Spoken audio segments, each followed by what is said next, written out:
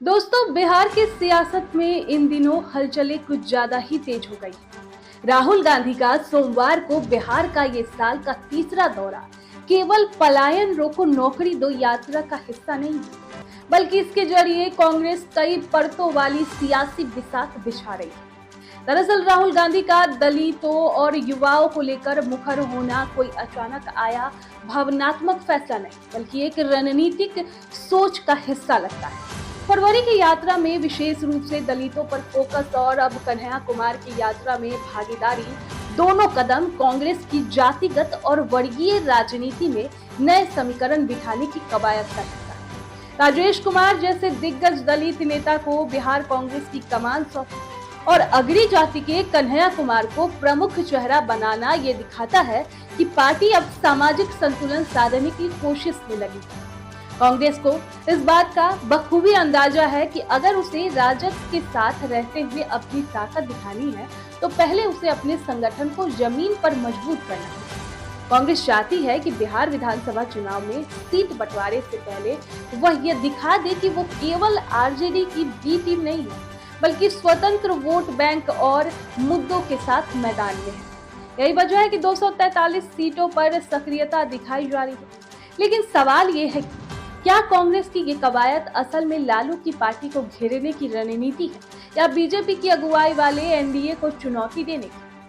दोस्तों, इस पर राजनीतिक विशेषज्ञों की राय काफी मायने रखती है। कुछ का मानना है कि कांग्रेस फिलहाल आरजेडी के एमवाई समीकरण यानी मुस्लिम यादव में दलितों और युवाओं को जोड़कर इंडिया गठबंधन को मजबूत करने की कोशिश कर रही है। डेक्कन हेराल्ड.com की एक रिपोर्ट के मुताबिक एक वरिष्ठ पत्रकार ने अपना नाम नहीं जाहिर होने देने के अनुरोध करते हुए राय दी है कि आरजेडी का मुस्लिम यादव वोट बैंक करीब 30% है और वो लगभग लालू यादव के प्रति समर्पित भी है।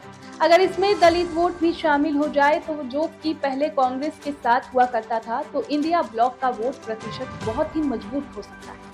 अगर वरिष्ठ पत्रकार की राय को कांग्रेस के बिहार प्रभारी कृष्णा अल्लावरू के हालिया पहल पर और बयान से मिलाकर देखें, तो काफी कुछ सियासी संकेत भी स्पष्ट हो सकते हैं। अल्लावरू वही है जिन्होंने पहले दावा किया था कि कांग्रेस किसी की बी टीम नहीं है, लेकिन वो हाल ही में दिल्ली के एम्स में भर्ती राजद चीफ लालू यादव से मुलाकात करके आए हैं, जो उनकी आरजेडी सुप्रीमो से पहली भेंट है। इस मुलाकात के बाद उनके टोन भी अब बदल चुके हैं और उन्होंने कहा कि हम मिलकर आने वाले चुनावों में एनडीए की बड़ी हार मुकम्मल करेंगे। इससे पहले कांग्रेस के एक विधायक ये भी कह चुके हैं कि बिहार में महागठबंधन के जीतने पर मुख्यमंत्री पर फैसला उनकी पार्टी का आलाकमान करेगी।